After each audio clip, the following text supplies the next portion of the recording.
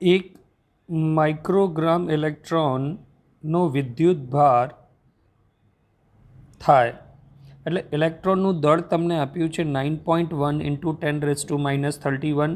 જો આપણે આ દળ ના આપ્યું હોય તો પણ આપણે યાદ રાખવાનું હશે એક ઇલેક્ટ્રોન પરનો વીજભાર કેટલો હોય આપણે ખ્યાલ છે 1.6 ઇન્ટુ 10⁻⁻19 કુલમ. આ વીજભાર એક ઇલેક્ટ્રોન પરનો હોય અને આપણે આપ્યા છે એક માઇક્રોગ્રામમાં એટલે એક માઇક્રોગ્રામ એટલે થશે 1 ઇન્ટુ 10⁻⁹ કેજી. તો એક કેજીમાં કેટલું એક કેજી ઇલેક્ટ્રોનનું દળ 9.11 ઇલેક્ટ્રોનનું દળ આપણે આપ્યું છે 9.11 ઇન્ટુ 10⁻31.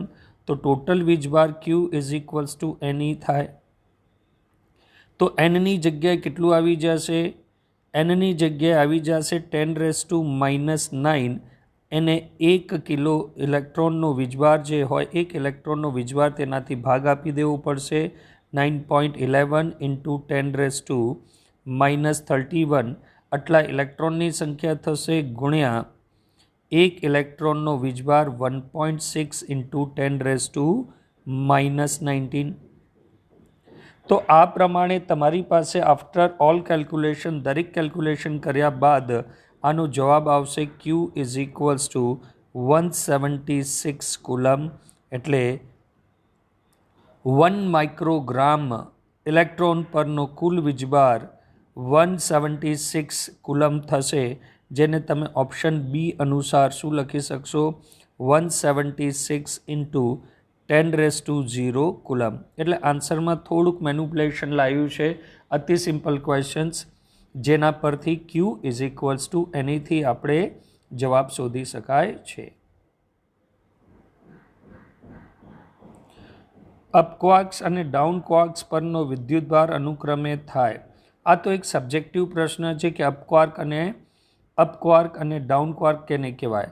તો અપક્વાર્ક માટે જે અપક્વાર્ક હોય તેનું મૂલ્ય હોય +2/3 ઓફ ઇલેક્ટ્રોન અને જે ડાઉન ક્વાર્ક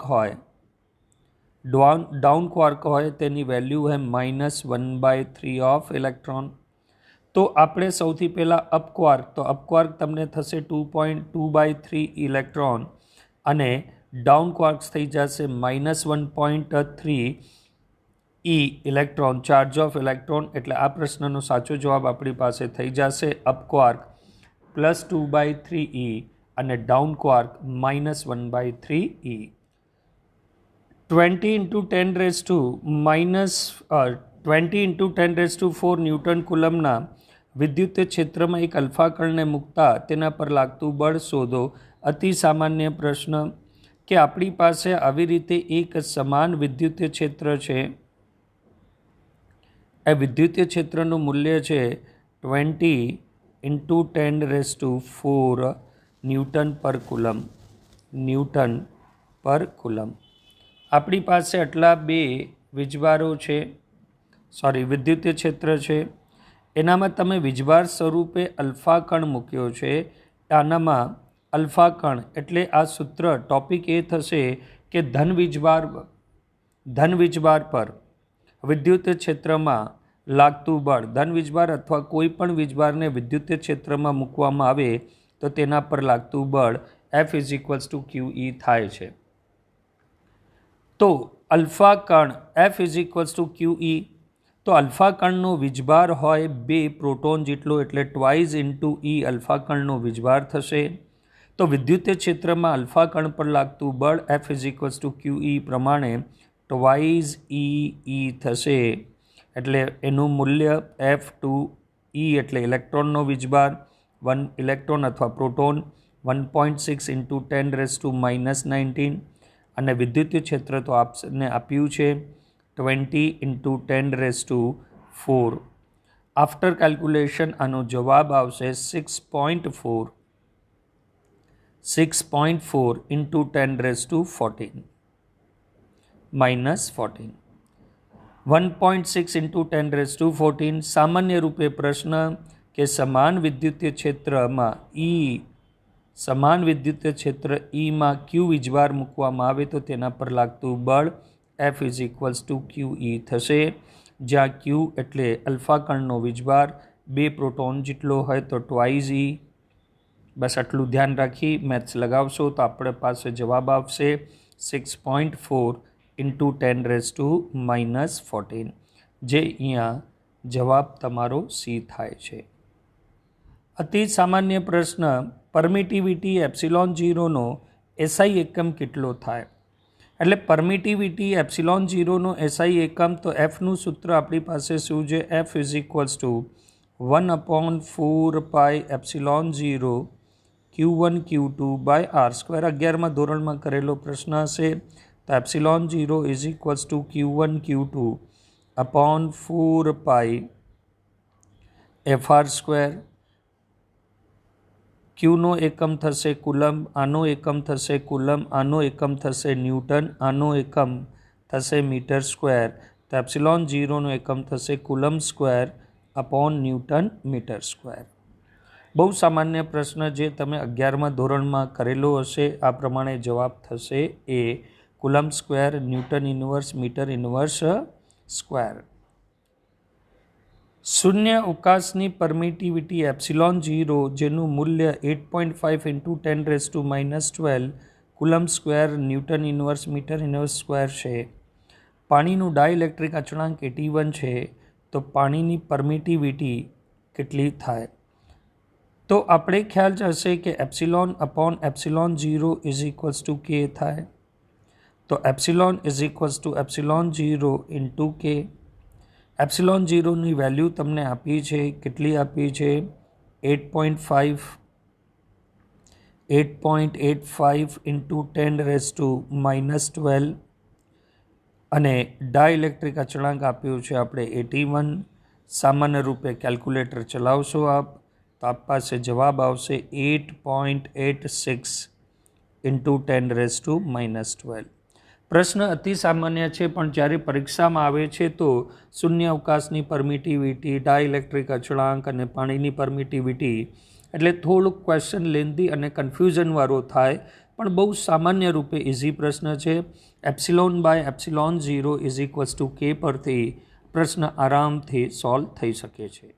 કુલમના નિયમ પર આધારિત પ્રશ્ન, બે સમાન મૂલ્ય વિજાતીય વિદ્યુતભારોને 10 સેન્ટીમીટરની દૂર હોય એટલે બે વીજભાર વચ્ચેનું અંતર 10 સેન્ટીમીટર આપ્યું છે, ત્યારે 0.9 આકર્ષણ બળ અનુભવે છે, તો તે વિદ્યુતભારોનું મૂલ્ય થાય. તો આકર્ષણનું બળ છે તો બંને વીજભાર વિજાતીય હોવા જોઈએ પણ સમાન છે, એટલે આપણે બંને વીજભારના મૂલ્યો લઈને ચાલશું. તો આર આપણે આપ્યું છે 10 સેન્ટીમીટર, જેને મીટરમાં ફેરવશું તો 0.1 મીટર થશે. અને કુલમના સૂત્ર અનુસાર એફ ઇઝ ઇક્વલ્સ ટુ કે Q square by R square. તો Q square is equals two થશે FR² બાય કે. તો એના પરથી ક્યુ ઇઝ ઇક્વલ્સ ટુ થઈ જશે √ FR² બાય કે. દરેક વેલ્યુ રાખ્યા બાદ એફ તમને આપ્યું છે 0.9, એટલે ક્યુ તમે લખી શકો ક્યુ ઇઝ ઇક્વલ્સ ટુ √ એફનું મૂલ્ય આપ્યું છે તમને 0.9, આરનું મૂલ્ય આપ્યું છે 10 સેન્ટીમીટર, જેને મીટરમાં ફેરવશું તો 0.1નો સ્ક્વેર અપોન કેની વેલ્યુ તો આપને યાદ હશે 9 ઇન્ટુ 10⁻⁹. સોલ્વ કરશો એટલે 10⁻⁻12 √ આવશે, જેને સોલ્વ કરશો તો 10⁻⁻6 આન્સર થઈ જશે. તો -6ને તમે શું લખી શકો? 1μc.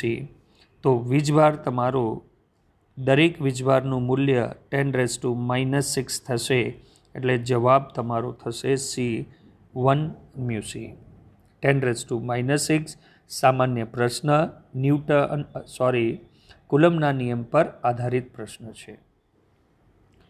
2μc બે વિદ્યુતભારના સ્થાન સદિશો અનુક્રમે 2i + 3j - k મીટર અને 3I + 5J + K મીટર છે, તો બંને વીજભારો વચ્ચે લાગતું કુલમનું બળ કેટલું થશે? તો સૌથી પહેલાં આપણે R શોધવાનું રહેશે. R12 વેક્ટર આપણે શોધવાનું રહેશે. R21 2 દ્વારા 1 પર યા 1 દ્વારા 2 પર લાગતું બળ સમાન જ થશે. તો આનું મૂલ્ય થશે R2 vector minus R1 vector. R2 vector આપણી પાસે છે 3I + 5J + KK minus R1 vector આપણી પાસે છે 2I + 3J - K. અને સોલ્વ કરશું તો I 5માંથી 3 જશે, 2J 2 1માંથી -1 એટલે થઈ જશે +2K. તો મોડ્યુલસ ઓફ R12 વેક્ટર કાઢશો તે થઈ જશે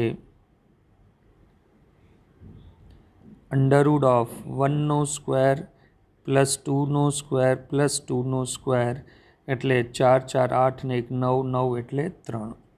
તો બે વીજભાર વચ્ચેનું અંતર આપણી પાસે 3 થશે. એને આગળ સોલ્વ કરીએ. F = K Q1 Q2 / R².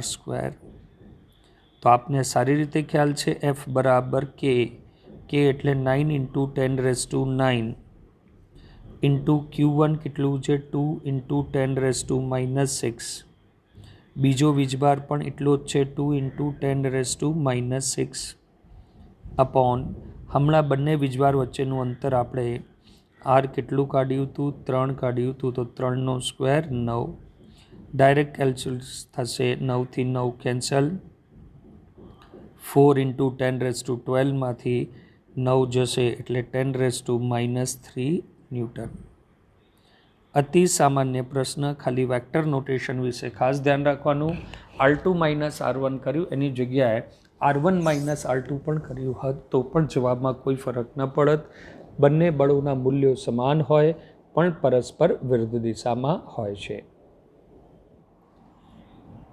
2C અને 6C વિદ્યુતભાર વચ્ચે લાગતું અપાકર્ષણનું બળ 12 ન્યૂટન છે અને જે બંનેમાં -4μc વીજભાર ઉમેરીએ તો હવે તેમની વચ્ચે લાગતું બળ કેટલું થશે? તો સૌથી પહેલાં તો આપણે બંને વીજભાર વચ્ચે લાગતું બળ Fની કેલ્ક્યુલેશન કરીએ. F = K Q1 Q2 / R² અનુસાર K Q1 છે તમારું 2, Q2 છે તમારું 6 અપોન R². R વિશે આપણે કોઈ પણ જાણકારી નથી. R². આનું મૂલ્ય તમને આપ્યું છે 12 ન્યૂટન એટલે K/R² × 12 = 12. એટલે તમારી પાસે એક જવાબ આવી ગયો કે K/R² તમારી પાસે થાય છે 1. 12 થી 12 કેન્સલ થઈ જશે એટલે K/R² નું મૂલ્ય તમારી પાસે 1 છે. આ આપણે ધ્યાન રાખીને આગળ વધશું. પ્રશ્નમાં બીજા તબક્કામાં એ કહે છે કે બંનેમાં તમે 4μc વીજભાર ઉમેર્યું એટલે Q1માં 2C કુલમ વીજભાર તો હતો જ, એનામાં તમે -4C વીજભાર ઉમેર્યો છે જેથી તમારી પાસે વીજભાર થઈ જશે -2 કુલમ. Q2 તમારી પાસે 6 કુલમ વીજભાર છે એનામાં તમે -4C કુલમ વીજભાર એડ કર્યો એટલે એ વીજભાર થઈ જશે તમારી પાસે 2 કુલમ. હવે આનું જો સૂત્ર લગાવી F' = K/R² જે આપણી પાસે 1 છે into Q1 into Q2. K²/R² નું મૂલ્ય આપણે હમણાં જ કેલ્ક્યુલેટ કર્યું હતું. કેટલું હતું? 1 હતું. Q1 Q2 તમારી પાસે જે -2 ઇન્ટુ 2 એટલે કેટલું થઈ જશે? F' = -4 coulomb. તો માઇનસ આવવાના કારણે બળ કેવું હોવું જોઈએ? ઋણ સાઇન આવવાને કારણે બળ આકર્ષણનું હોવું જોઈએ. તો જેથી તમારો જવાબ થશે B 4 કુલમનું આકર્ષી બળ. માઇનસ સાઇનના કારણે આપણે લેશું કે લાગતા બળની પ્રકૃતિ આકર્ષણની છે, એટલે -4 આકર્ષણી બળ થશે. +q વિદ્યુતભાર ધરાવતા બે આયનોને d અંતર હોય ત્યારે તેમની વચ્ચે લાગતું બળ F છે. તો દરેક પરમાણુ વડે ગુમાવેલા ઇલેક્ટ્રોનની સંખ્યા કેટલી થાય એ ઇલેક્ટ્રોન પરનો વિદ્યુતભાર છે. સામાન્ય પ્રશ્ન છે અને આ ટેક્સ્ટબુકનો પ્રશ્ન છે, એટલે બોર્ડની પરીક્ષામાં આવવાની સંભાવના વધી જાય છે. તો આપણે ખ્યાલ છે કે બે વીજભારો વચ્ચે લાગતું બળ F = K q²/d² થાય જો બંને વીજભાર સમાન હોય તો. પણ સામાન્ય રૂપે q = ne થાય છે. q ne થાય છે તો આપણી પાસે સૂત્ર થઈ જશે F = K ne²/d². આને સોલ્વ કરશું તો F = K n²e²/d².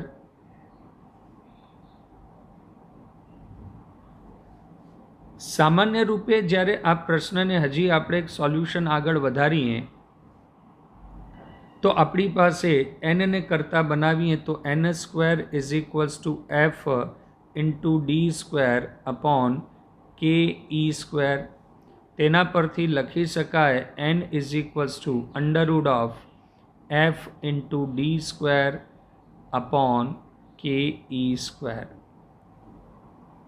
n = √f(d²/ke²). જો આ પ્રમાણે આપણે જવાબમાં સર્ચિંગ મારીએ તો આપણે જવાબ C પ્રાપ્ત થાય છે. તો સામાન્ય પ્રશ્ન જે કુલમ્બના નિયમ પર આધારિત છે. અત્યાર સુધીના મોસ્ટ ઓફ પ્રશ્નો આપણે કુલમ્બના નિયમ પર આધારિત કર્યા છે. HClના અણુની વિદ્યુતીય ડાયપોલ મોમેન્ટ 3.4 × 10 કુલમ્બ પર મીટર છે. ડાયપોલ મોમેન્ટ એટલે આપણે પીનું મૂલ્ય આપી દીધું છે 3.4 ×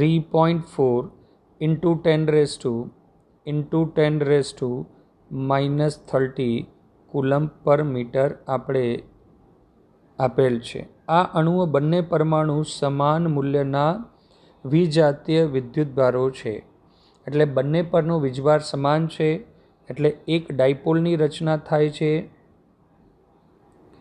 એક વીજભાર હશે +q તો બીજો વીજભાર તમારી ઉપર હશે -q.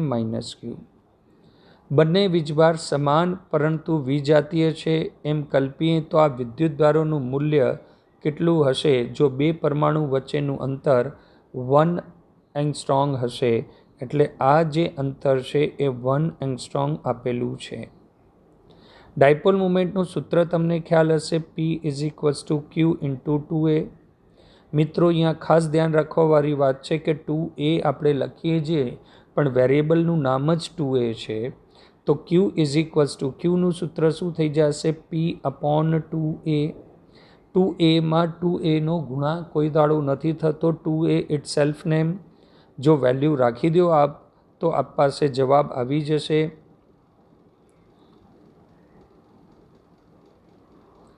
આપણી પાસે જે વેલ્યુ છે Q =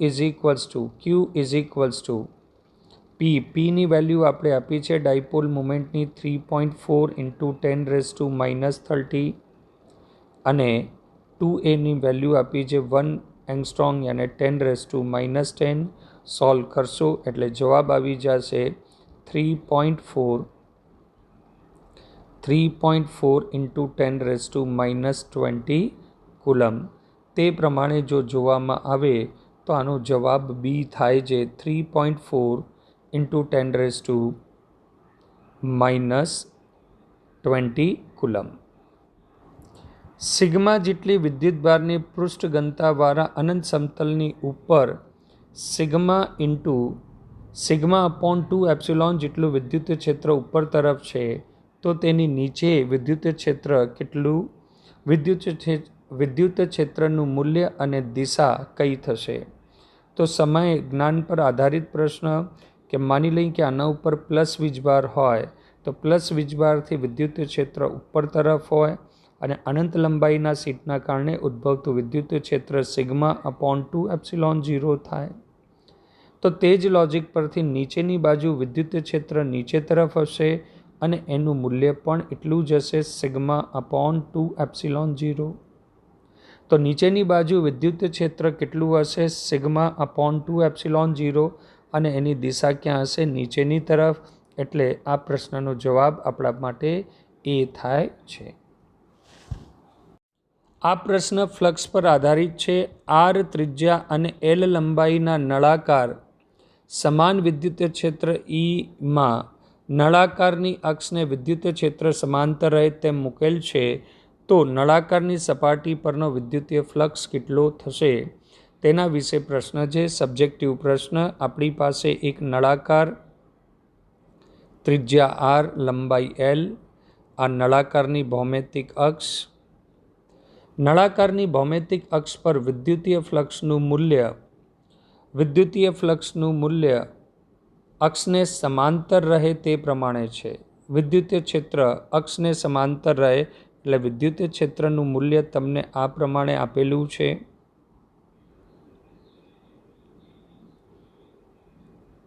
તો કોઈ પણ સપાટી આગળ ફ્લક્સનું મૂલ્ય phi થાય E vector dot A vector.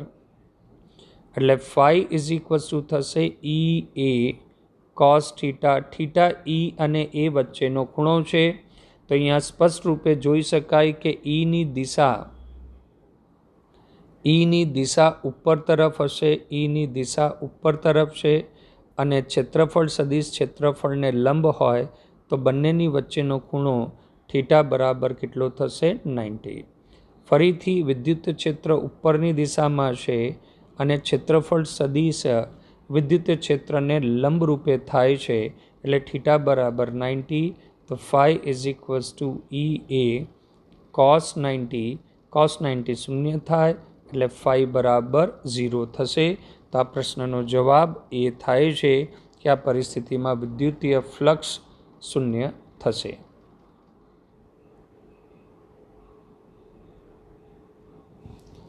એક મીટર ત્રિજ્યાની રિંગ પર 10 મ્યુસી નો વિદ્યુતભાર સમાન રીતે વિતરિત થયેલો છે.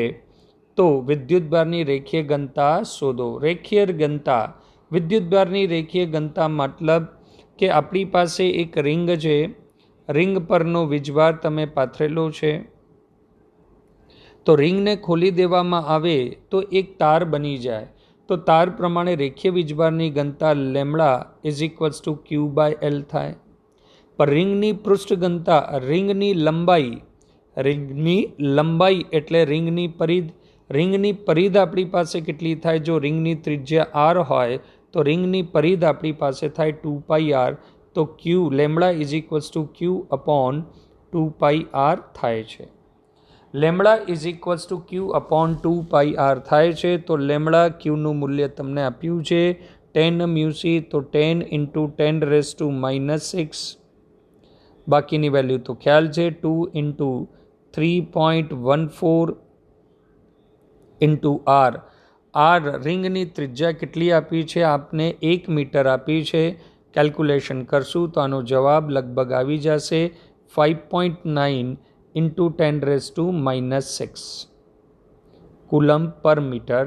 10⁻⁶ કુલમ્બ પર મીટર. એટલે એ જવાબ આપણે મળે છે જવાબ સી. તો રેખીય વીજભારની ઘનતા તાર માટે હોય પણ રિંગ પણ એક પ્રકારનો તાર જ સમજાય. ડિસ્ક નથી, રિંગ આપેલી છે એટલે રિંગને જો કાપીને ખોલી દેવામાં આવે તો એ તાર બનશે. એને વારી નાખશો તો રિંગ બનશે. તેનાથી તેની રેખીય વીજભારની ઘનતા નથી બદલાતી. એટલે રેખીય વીજભારની ઘનતા લેમડા Q/L. L એટલે રિંગની પરિધ થશે જેનું મૂલ્ય તમે મૂક્યું હતું 2πr. તો આ પ્રશ્નનો સામાન્ય જવાબ થઈ જશે સી 1.59 × 10⁻⁶ કુલમ્બ પર મીટર.